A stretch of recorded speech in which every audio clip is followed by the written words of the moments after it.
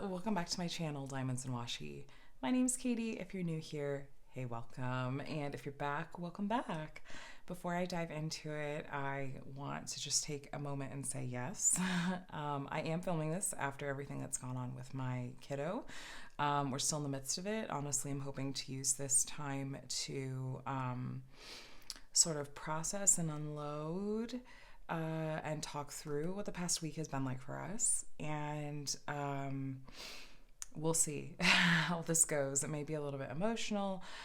If you're completely new and I have no idea what I'm talking about, my son had very unexpected emergency major surgery just a few days ago. And I am home for the evening. I've been at the hospital for the past couple nights with him, and Adam came in this evening to take over. He had some things going on over the weekend that we had said as long as Connor's doing well and everything's going smoothly, we'll keep those in place. But anyway, I have some downtime and I can't quite get my brain to quiet down for bed. So I thought, why not film a WIP and Chat? So it's Monday evening. If you're not familiar, WIP and Chat is where we pull out a project to work on, hence WIP, work in progress. And Chat is we're going to chat and catch up a little bit. And I've already kind of told you what we'll mostly be chatting about tonight. So I'll give you a really quick recap on what I'll be working with. Most of this is the same as last week.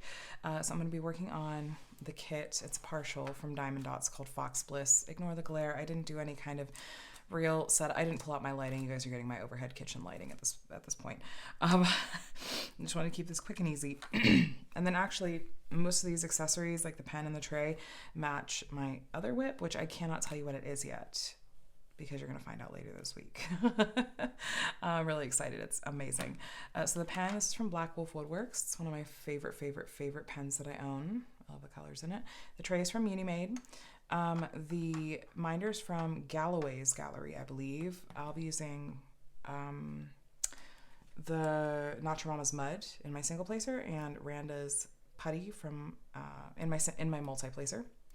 I do want to start being a lot more intentional about using a variety of different accessories in my WIP and Chats, just because I want to make sure that I am trying out a variety of different accessories, and you guys are getting to see me do that.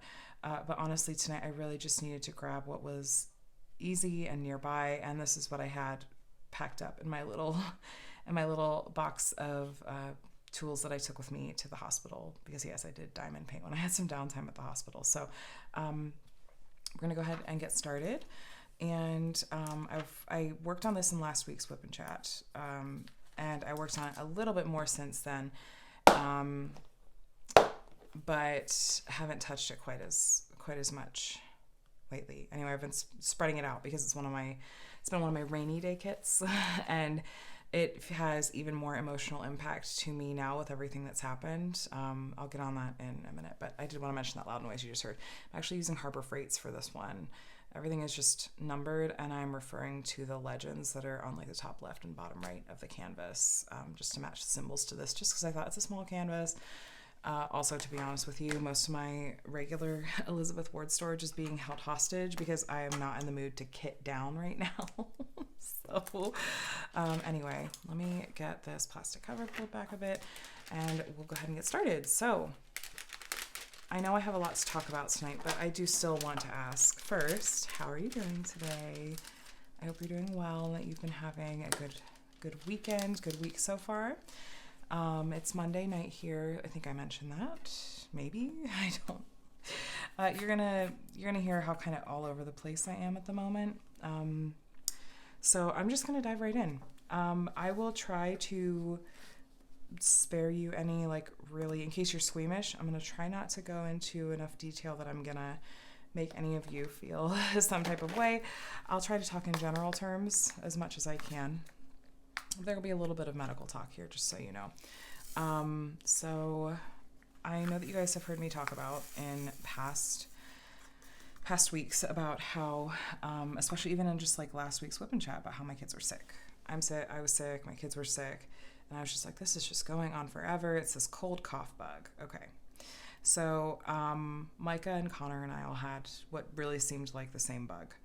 Adam was blissfully free of it. He ended up catching it a little bit later in the week. But so it was Micah and Connor and I that had it. And then Monday morning, Connor was throwing up. And so I decided, okay, I'm going to have him see the pediatrician because he's had this bug for over a week now, and now it's starting with the throwing up. Let's go in and see the pediatrician.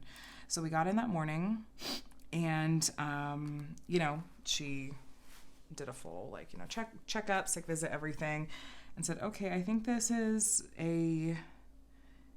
just a flu bug that is kind of a mix of respiratory and stomach. She said, I think, it's okay. Like, he just started throwing up this morning. It's okay that you came in and everything. But she said, really, at this rate, I think the main thing is just to focus on keeping him hydrated. And she gave me a couple of things, she's like, if he's still throwing up after X hours, or if he goes this many hours without being able to keep any fluids down, or if, then, there's these other red flags for dehydration and whatnot. She said, otherwise, rest and fluids. And it's okay if he doesn't want to eat, focus on fluids. Okay, we can do that. That was Monday morning, maybe Monday afternoon. And then essentially for the rest of the day on Monday and Tuesday and Wednesday, Connor was essentially on the couch, dozing on and off just about all day. He did not want to eat almost anything. When we really tried to coax some really light, safe foods into him, he would throw them up. Speaking of, the doctor had also given us a prescription for Zofran, which is an anti-nausea med, really common to use for kids, dissolves on their tongue. And that sometimes seemed to work, sometimes didn't. And I, at the time I was like, oh, well, he was throwing up a lot more. Maybe this is at least cutting down on it. Let's see. Let's keep trying to ride this out, focus on hydrating. Thursday morning, Connor was still the same. And I had called, at that rate, on Wednesday. Okay, was it Wednesday? Yes. I had decided to call on Wednesday afternoon. So we saw the pediatrician on Monday morning. Connor was still just as sick, continuing to lose energy, continuing to just seem kind of off. And I was just feeling so incredibly torn. I was like, okay, we haven't really been sick in a while. Is this just really rough because this is his first bug in forever? Is it I'm hearing from friends there's a nasty stomach bug going around. Is that what this is? He seemed to be mostly being able to stay hydrated. Sometimes it felt like we were really being able to keep the throwing up to a minimum. And I was like, we're just focusing on rest and hydration. Then Wednesday afternoon, I just was like, I just am worried. It's been over 48 hours of throwing up now, even with the Zofran. I'm going to call the nurse line and see, should we take him in either to the ER to see his pediatrician again. Talked to the nurse line. They asked a lot of questions, and, I was trying to answer to the very best of my ability. And then this is one of the really hard things about kids that are autistic, and I think kids in general, of course, but for a 6.5-year-old that's autistic, probably struggles a bit more with certain kinds of communication than maybe 6.5-year-olds that are not autistic. Anyway, Connor was having a difficult time describing to me the type of pain that he was having, really how bad was the pain was that he was having, and stuff like that. So I'm doing my best to relay this to the nurse line, and it was just so tricky because it was some of the questions she was asking, it was that we were just kind of on the fence about. I was I'm not really sure about the answer to this question. She's like, well, if it's a yes, you need to go to the ER. If it's a no, it can wait till tomorrow. And I'm just thinking, I don't know. Okay, I'm trying to translate for my kid and do the best I can. This was Wednesday afternoon, and finally it kind of came down to, she's like, okay, so based on what you're telling me, He can wait to see the pediatrician. He just needs to see the pediatrician by the end of the day tomorrow. And she said, but if this, X, Y, or Z happens, he needs to go to the ER right away. And so I'm worrying and thinking, like, are these things the case? Am I being like an overly anxious parent? And I've spent a lot of time the past few days agonizing over the days leading up to his surgery and overanalyzing every single angle of everything, trying to figure out, like, did I take him in later than I should have? But I'm not going to play that game. And I've been very validated by multiple doctors, surgeons, etc., that, like, no, we did the right things at the right times. But anyway, getting back to it. So that was Wednesday afternoon that I had called the nurse line. The nurse line told me to make an appointment. I called our pediatrician's office. Unfortunately, they did not have anything available because they closed like an hour after I was making the call. But they were able to get him in at like noon the next day. So I was like, okay. Next morning, same thing, just as sick, all the same concerns and whatnot. So I was very relieved to be packing him up and taking him to the pediatrician's office that morning at noon. So we got to the pediatrician's office. She asks some questions. She takes a good look at him, and he does an exam, asks some more questions, and then she just said, "Yeah, it's time to head over to the ER for some fluids." And I said, "Okay." I said, I live, close. Am I okay to go home and get some things first, anticipating that we're going to be there for a while?"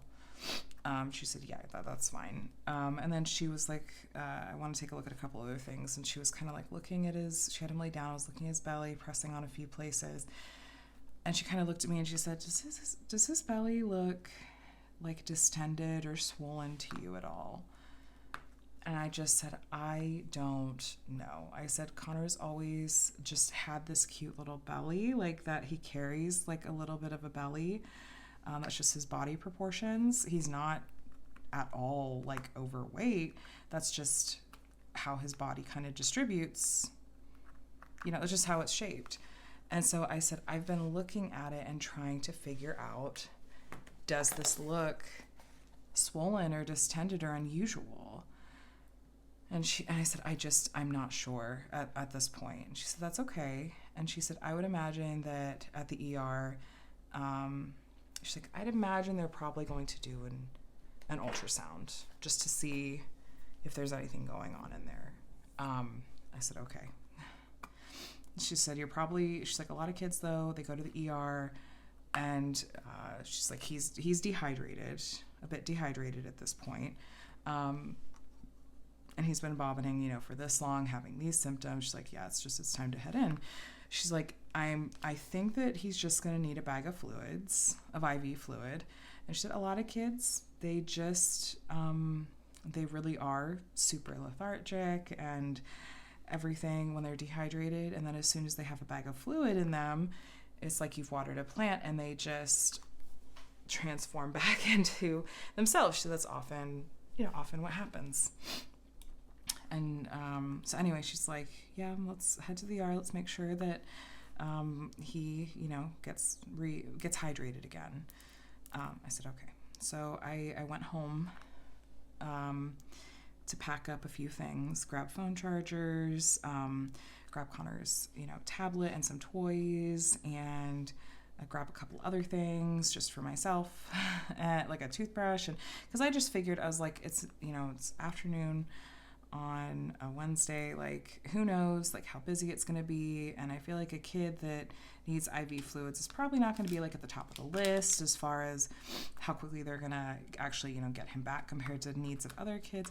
So I just was kind of like, I'm just prepping as though we're probably going to be there for several hours. So we head to the ER and we checked in and everything. They took all his vitals. One of the things that the pediatrician in the morning had commented on, she's like, his heart rate is a little bit fast, so that can come with dehydration. That was another reason she sent us in. And she's like, that can just be a sign that like overall his body is just a little bit dry. And she's like, we just don't want it to get worse. Anyway, they took all his vitals, and then we were in the ER waiting room for probably 3 hours. Connor basically, he slept on me for part of the time. He basically was just huddled on a chair or up against me nearly the entire time. He was so low energy. I was just sitting there feeling relieved. I was like, you know, we're here. We're in the very best place we can possibly be. I cannot wait for them to, you know, take us back and get the ball rolling so we can get him feeling better as quickly as possible.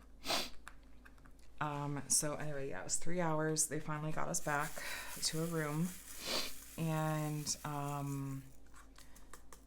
the doctor, you know, came back finally, and we talked through some things, and you know, she examined Connor and everything, and even the ER doctor was like, yeah, it seems like he is dehydrated. We'll do a bag of IV fluids. And she's kind of talking as though she's thinking out loud.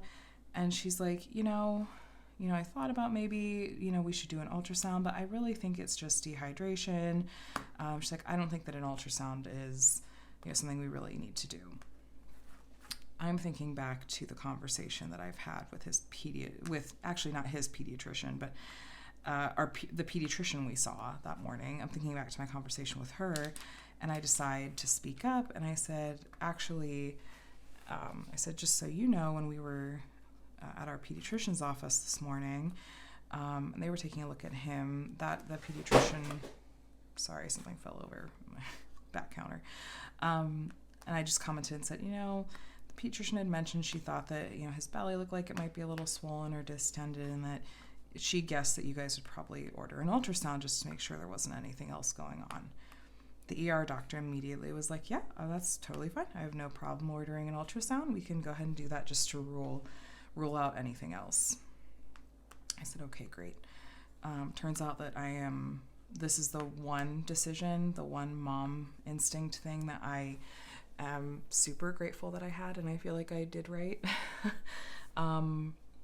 Because it was going to be an hour or two before they were ready to get us back for that ultrasound. But in the meantime, they put in an IV, which was, oh my gosh, rough, so rough. And keep in mind, we were in a children's hospital. They have a whole department called Child Life, and I discovered later that like this is actually a common thing in children's hospitals across the country, that they will have like a child life department, that it's literally their specialty is child development, and their role in children's hospitals is to make kids as comfortable as possible in this hospital setting and with whatever procedures are being done, explaining it to them in a very age-appropriate way, distracting them, and things like that. And so we, you know, had Child Life in there helping us when they were placing the IV, all this. They got fluids started on him. He did start to perk up a little bit, but then he was regularly complaining about his stomach hurting and bothering him. And he was still extremely low energy. Basically, anytime we were someplace that had a horizontal surface or a chair, he wanted to be curled up on that end, whether he was sleeping or just had his eyes closed. So we got back to the ultrasound room, and I had to lift him from the wheelchair onto the table because he didn't have the energy to stand up and climb up on it himself. And we're doing the tech is doing the ultrasound, which starts on like kind of the left side of his abdomen, and I'm chatting with her, and I even commented, I was like, if this is anything like ultrasounds when I was pregnant, I was like, I know you can't say anything about what you're seeing. I said, but it is interesting just to see what's on the screen. And she was kind of making some conversation with me and everything. And she said, yeah, at least when it's, when you're doing pregnancy ultrasounds, you can tell it's a baby, blah, blah. She's chatting and stuff. Then she gets over to scanning on the right side of his abdomen, and I immediately knew that, there was something going on there. She got a little bit quieter, a little more focused. I know she was taking a lot more pictures from different angles and stuff like that, and where she was pressing, Connor would often say like, ow, like that hurts. And, you know, she would try to be careful and say, I'm sorry, bud. But you could tell like she was really trying to make sure she was getting specific pictures and everything. Connor ended up throwing up in the middle of the ultrasound because she was pushing on his stomach. That wasn't an uncommon occurrence, unfortunately. But so after the ultrasound was done, she went out to get him a new gown because he'd gotten a little bit of throw up on his. And then when she came back in with it a few minutes later, she made the comment, she was like, hey, I called the radiologist while I was out, and they're taking a look, they're interpreting the ultrasound results now. And again, another thing that just made me go, yeah, they saw something, and it's bad, or it's definitely a huge cause for concern, because it's not like a routine thing where it's like, okay, like, you know, we sent this off, you heal her back. Literally, like, the moment she was out of the room and she called the radiologist to look at the results. And I'm like, okay. I'm trying to keep it together. And by the way, it felt like basically from the moment that we got to the ER, I was a basket case, just in terms of like, I felt like I had no control over my tear ducts. It was like anytime a doctor would come in to talk to us, I would either already be crying or I would start crying, and, you know, they'd introduce themselves and I'd be like, hi, I'm Katie. I'm a hot mess right now. Don't really know why I'm crying so much, but here we have it. Everyone was always so incredibly kind and understanding and very supportive. Praise the Lord for children's hospitals. And for our children's hospital. Anyway, so we got back to, they took us back to our room, and within 20 minutes, the doctor was back in the room and said that she had spoken with the radiologist and that they had seen something on the ultrasound that concerned them, but that they needed to do a CT scan or a CAT scan to get a better picture of what was going on and to confirm what's going on. They did tell me up front, they were like, we suspect it's this thing, and they said a word that I was not fully absorbing because I was like, are you talking about Inception, like the movie? No. For the record, it's something called intussusception. I'll explain more about that in a minute. First, I actually had to flip this canvas around because I finished kind of this half of it. So let's finish. Should we start from here? Should I start from this end now and work our way up? We can do that. I'll start here and we'll meet in the middle so we finish their faces last. Okay, so we'll start up here, Mama Fox's ears. Again, I apologize for the glare that we're dealing with here, but that's just where we're at. Okay, so doctor comes in, says this is what we suspect it may be. However, where'd that other magnet go? There it is. Okay. We need to do a CAT scan to be sure, get a better picture of it this way, all that. I said, okay. And so then the radiologist came in and gave us, like, for a CAT scan, they have to, like, drink these contrast liquids over the course of 2 hours, so it has a chance to get through their digestive system, which that's what this was concerning, is they were concerned, not that it was his appendix, but there was something going on in his intestines. So, okay, I needed a color. Hold on. I'm upside down now. Number 3.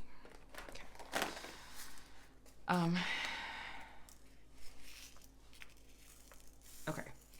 So she said it may be this thing, this intussusception, but she said sometimes it resolves on its own. It's possible that on the ultrasound that we just captured a picture of it. It was a moment in time. Like it may be transient. Like it may just be taking care of itself already. This may be it resolving. We'll do a CAT scan. That'll give us a better look at exactly what we're dealing with and if this is a thing. Sometimes this is the kind of thing that resolves itself. So then we had 2 hours to wait because that's how long it was you have to spread out, like drinking this contrast fluid. And meanwhile, like they're giving him some like IV Zofran so that he's not throwing up the contrast liquid. It was a whole thing. And meanwhile, during these 2 hours, he's regularly mentioning, like, the way he would put it is like, ow, stomach bug.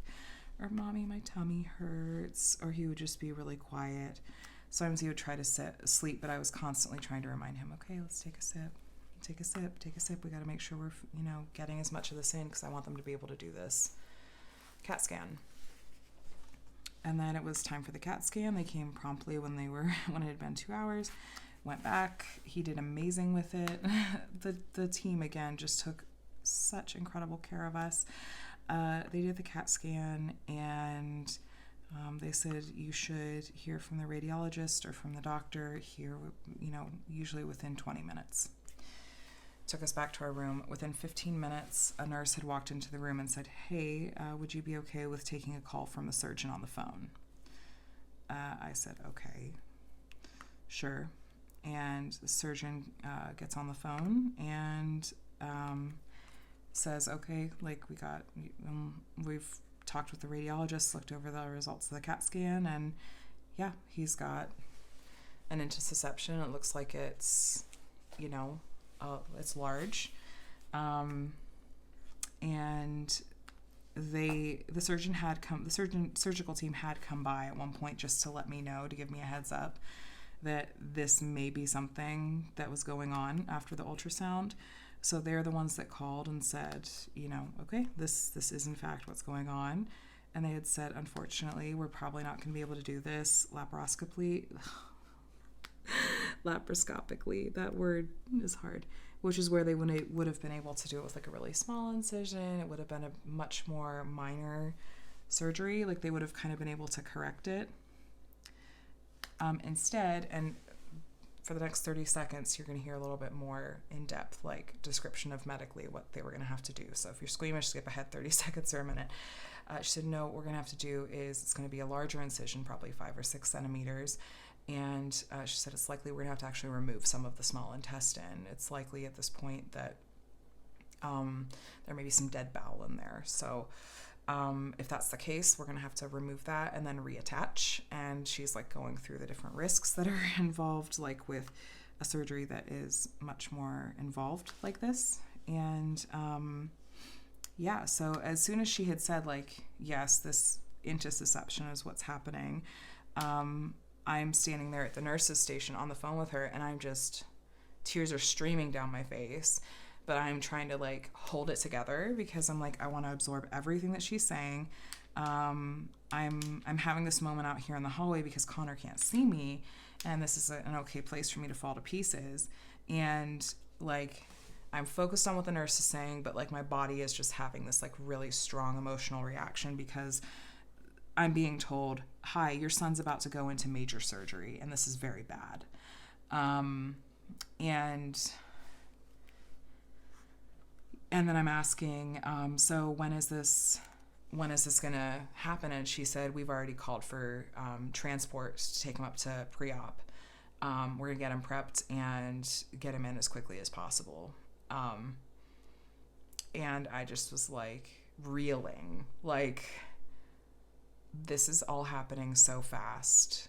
Like literally we came into the ER less than 12 hours ago, like 6, 7, 8 hours ago at most, thinking that he just needed a bag of IV fluid. And now it's, no, he's going to be having emergency major abdominal surgery. And when you hear things like involving major organs like that, it was really hard for my mind not to go to a very dark and depressed place of like the what ifs. Like, is he going to be okay? And he's okay. Spoiler alert, he's okay. I already mentioned to my therapist I had to miss my therapy appointment on Friday morning because it was the morning after surgery. I talked to her very briefly on the phone to tell her, because she had called to be like, hi, are you going to be coming to our therapy session today? Because it was, 10 minutes past my therapy time. And I'm just like, yeah, no, I'm in the ICU at Chalk. So no, not today. But I'll let you know about next week, if nothing else the week after that, because I'm going to need you. Like, I'm going to need this really, really bad. So yeah, I got off the phone with the surgeon. I'm picturing that she was literally in her car on her way home and then got the call to like whip back around. And then I'm picturing her like speeding back, you know, for this surgery. Like, this has to happen immediately. And so, yeah, they took us up to the surgical floor, you know, and started getting him prepped and everything. And I talked to a bunch of different people, like the anesthesiologist, the rest of the surgical team, like the pre-op team and the nurses, and signed a bunch of paperwork. And at that point, of course, I'd been keeping Adam posted, of course, like the whole time. And I had basically told him, like, if Connor has to go into surgery, then, like, he had a friend kind of on standby to come over and stay with Micah. I was like, if Connor has to go into surgery, I need you here. Of course. And he said, you know, of course.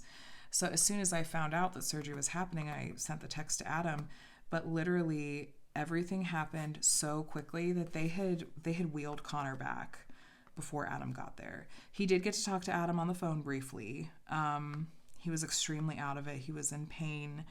But he did get to talk a little bit to Adam on the phone before they took him back and before he was, you know, really out of it. But that was really difficult.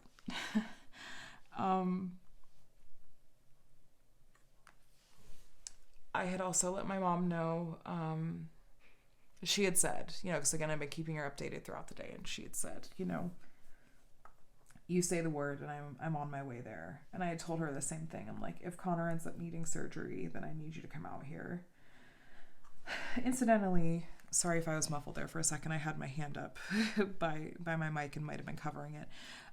Incidentally, she and my dad have been in Arizona for a couple of weeks. They rented a house for a month for spring training for Major League Baseball, which is not happening, but they had, you know, paid for the house and stuff and thought, well, we'll at least go and make a vacation of it. So I jokingly told my dad, like, how would you like it if I just further made this like the vacation that refused to happen by stealing you and or mom away to come help me and my fam here while we deal with Connor having surgery. We mostly just really needed a third set of hands to help with Micah, so that we weren't constantly trying to have to figure out how to coordinate swapping, you know, with Micah in the picture, because COVID visit restrictions are, of course, really strict right now. But anyway, so Adam and I are, because it's at this point, it is nearly midnight. Adam and I are the only ones in the OR waiting room, because it's not like they have scheduled operations. Like, it's just emergency stuff at that point. And as soon as Adam showed up, I was finally able to like calm down, because I was on the phone with my mom. She was like, I'm staying on the phone with you till Adam gets there. But I basically was just like a steady stream of tears, like, and a steady stream of like, Mom, I can't believe this is happening. I am so scared. I am so scared. And beating myself up, wondering how did this happen? What could I have done differently? And I know I've been reassured by multiple people, including, like I said, the surgeon teams, the different pediatricians and nurses and ER doctors that we've spoken to. I've been told that we did everything right, like in the right timing.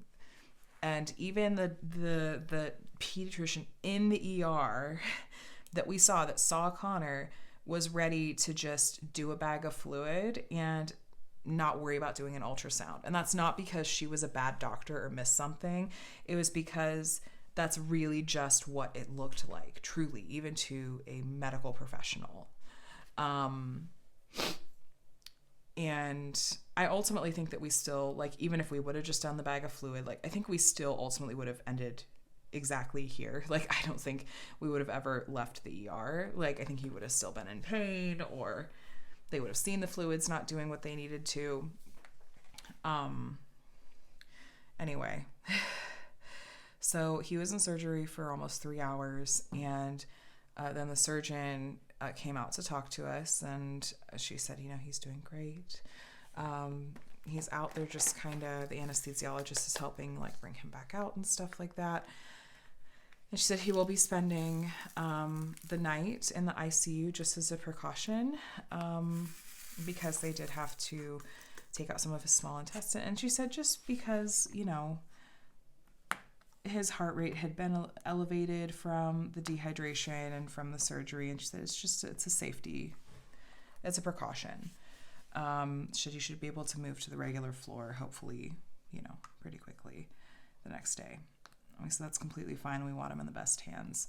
Okay, you guys give me another minute here because I'm going to talk in a little bit more detail about what they discovered. So if you're squeamish, skip ahead a minute or two.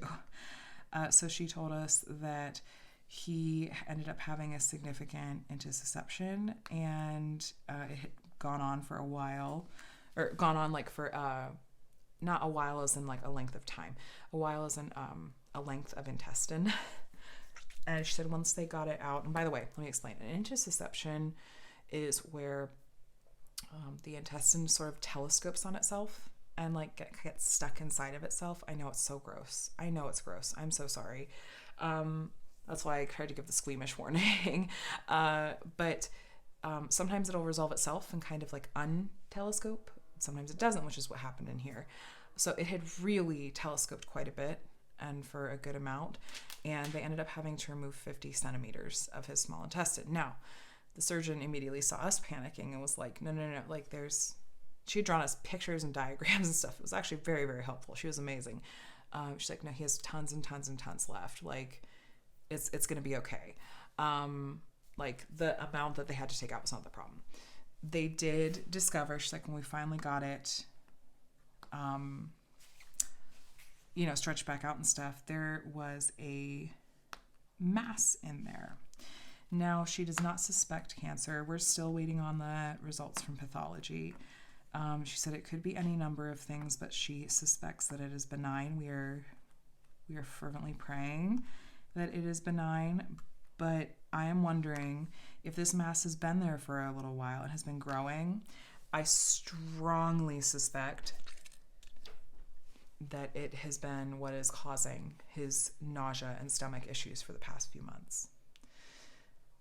It's really easy for that to send me into another spiral of like, what if I had somehow recognized that and not written it off?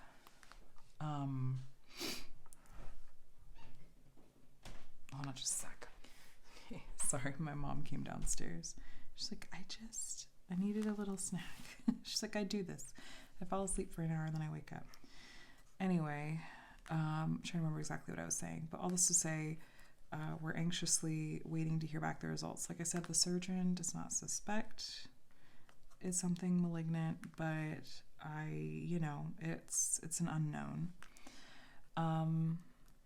So it ended up being major surgery.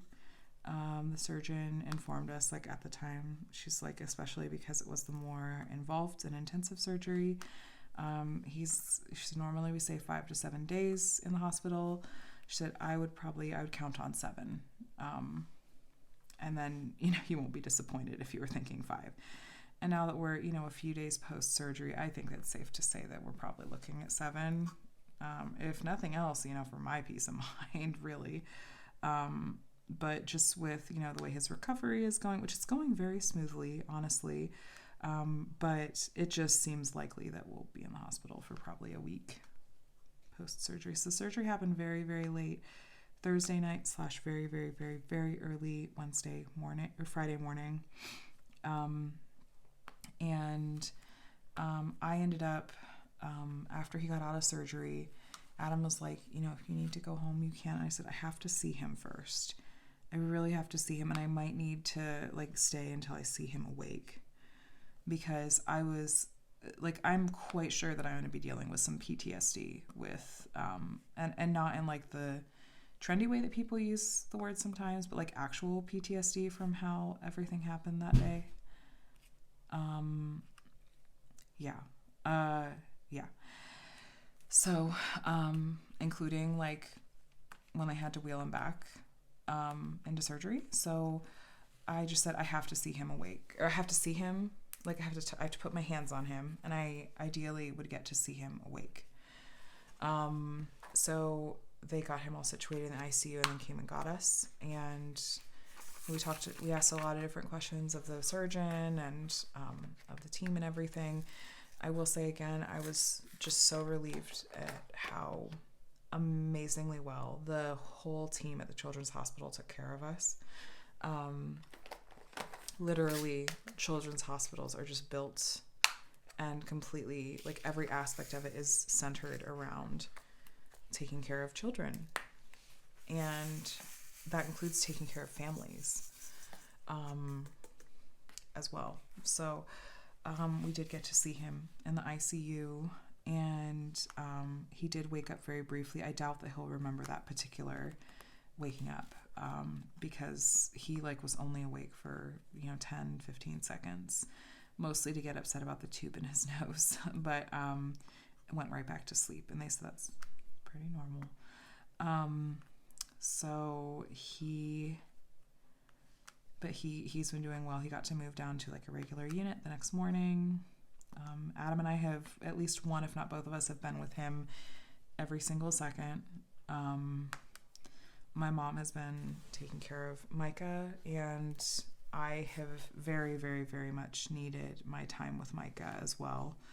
After I saw that Connor was out of surgery, that confirmed surgery had gone well and that he was out and he was okay, I finally was like, okay, I've been here for over 12 hours at this point.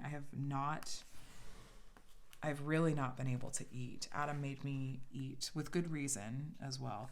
Adam made sure that I ate after he got there and we were waiting when Connor was in surgery, because I literally had only had breakfast that morning and it was midnight, and I had a raging migraine, I'm sure in large part from my blood sugar probably being in, the garbage at that point, from not eating. So I forced myself to eat, and it did actually help quite a lot, but I was like, I have to, I need to see Micah. I need to hug my baby at home and I have to sleep.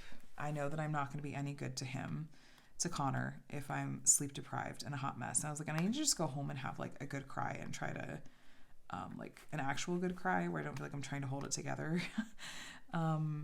I need to get a hug from which my mom wasn't there yet. My mom got there the next morning.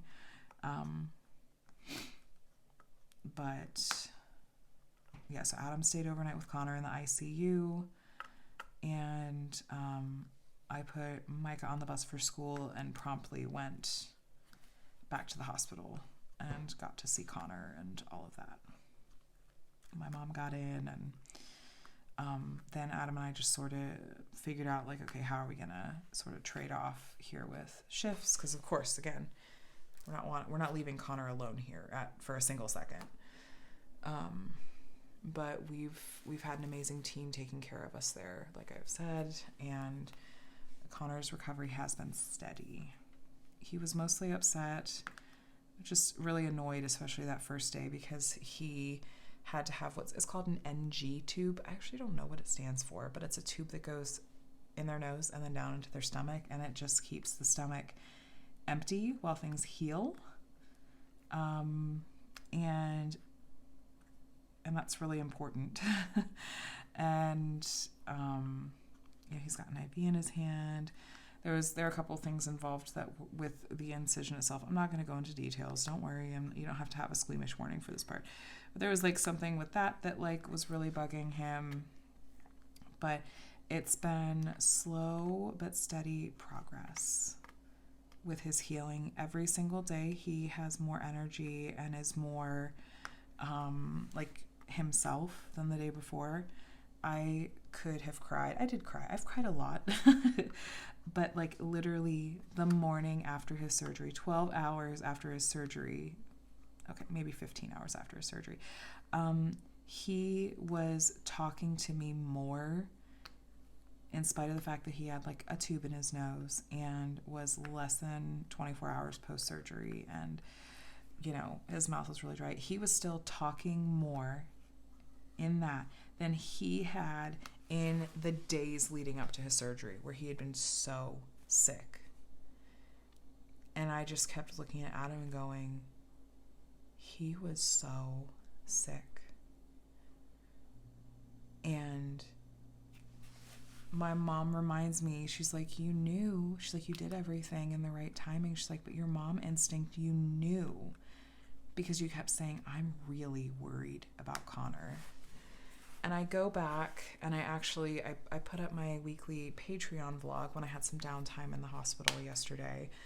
And I wanted to free up a little space on my phone. And I thought, you know, I do have some downtime here. The Wi-Fi seems to be good. I'm going to upload, you know, my clips from this past week. And I had been filming actually quite a lot, just again, to sort of help me process everything that was going on. So I had those clips there, and a lot of them were very raw and very emotional and very fresh. But some of those clips were the days leading up to our ER visit, because I think I start my vlogs on Sunday or Monday usually. And it's still surreal and almost an upsetting way to look at those clips, but to even hear myself saying, Connor seems sick, I'm starting to get kind of worried about this, I'm starting to wonder, like, is there something else going on? And just noting again, like, he's really sick, I think this is just a stomach bug. We've seen the pediatrician, et cetera, et cetera. So I'm trying to remind myself that I really did everything that I could at the time. And it's not like I was avoiding medical advice. You know, we saw the pediatrician on Monday. I called the nurse line on Wednesday. You know, I'm so grateful that he's okay and that he is recovering. Again, it's Monday evening and he had his surgery super late Thursday night. So this is 4 nights after surgery. And as of today he got the tube out of his nose. He's very happy about that. He was able to start drinking clear fluids today, clear liquids. Hopefully tomorrow we'll get to start what they call like full liquids. I actually didn't look at the list of what that encompasses. I think that might be things like that. Maybe does that include pouches, like applesauce? Don't worry, we will consult the list. I'm not just gonna blindly give him stuff. We're encouraging not just encouraging, we're forcing him to get up and walk. They wanted him walking the day after surgery.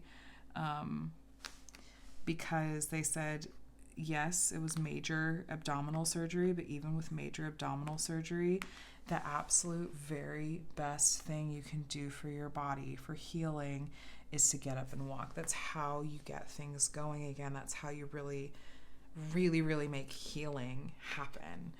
And so even though Connor really didn't want to, because of course, like, it's not comfortable. He's scared. There's fear there because of the pain that he's had. But we're like, we're going to make it happen. And we've had some amazing, you know, people from Child Life. We've also regularly had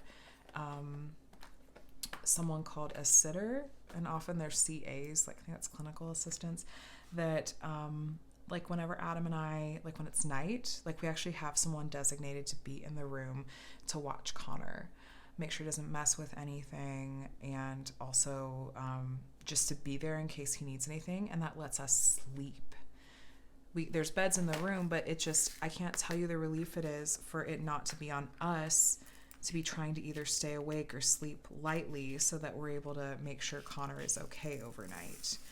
And those same sitters have also been able to come in during the day. Like, they regularly check on us during like the day, and I've been able to like get out of the room for half an hour, and go like get lunch and sit outside, or get a meal and sit outside, or take a walk, or I took a shower. Like, it's been a huge blessing to have that. I'm so grateful. And I have to say, I'm going to try to wrap it up here because I think I'm getting close to the hour mark. I know this WIP and Chat was entirely about this one subject, but it has fully overshadowed every single aspect of my life right now. And I understand that that's not totally, like, I know that that's not what you're usually here for. I usually bring something very different to the table as far as my content goes.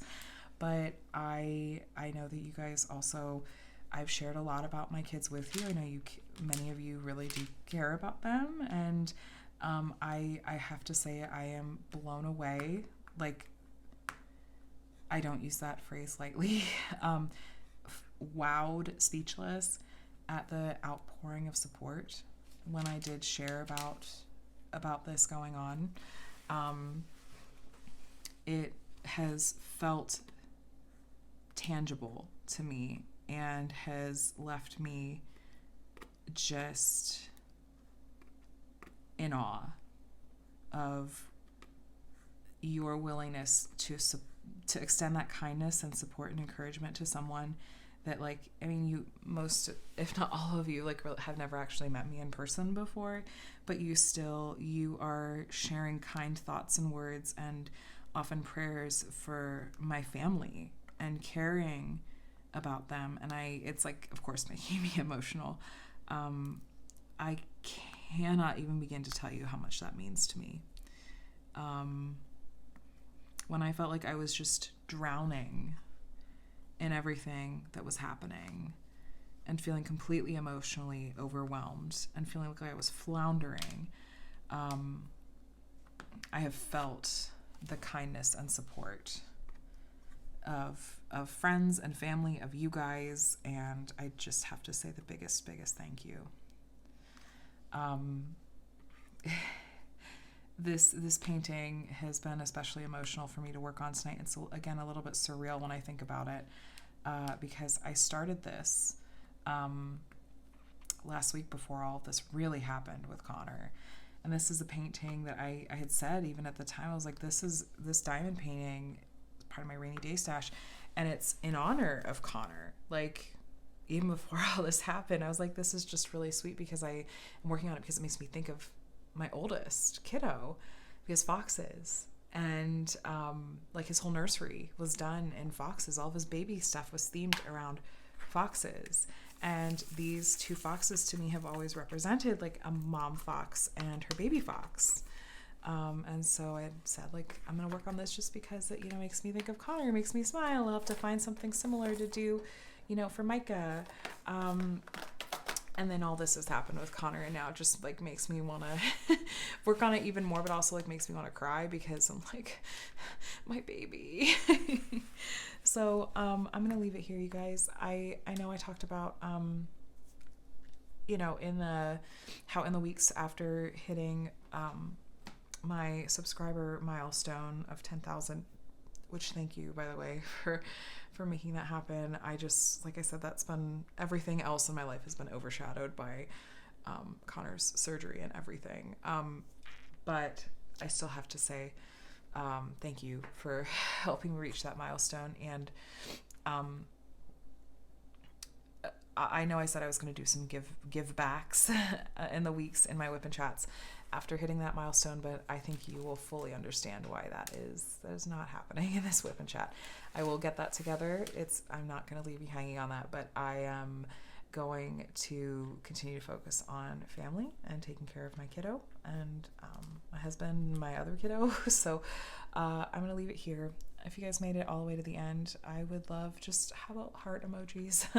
And thank you again for all of your kindness and support. I really, really appreciate it. And if you listen to this whole WIP and Chat just to hear what's been going on with my family and to hear the update on Connor, I really appreciate that. So I'm generally speaking, open about what's going on with my family, and pretty vulnerable in that as well. But, if there's something I'm not able to answer, please don't take it personally. And please don't take it personally that I am ridiculously behind on messages and comments and everything. Like, it just, when I have downtime, that's not how I tend to want to spend it. So I hope you understand, and I am sorry for leaving you hanging. I will play some catch up when I have the chance, but thank you guys so much for watching. I really, really appreciate you. I hope that you and your loved ones are staying safe and healthy, and that you're taking care of yourselves. And I will continue to keep you guys posted, okay? All right, have a really wonderful rest of your week, my friends, and I'll chat with you in the next one. Bye.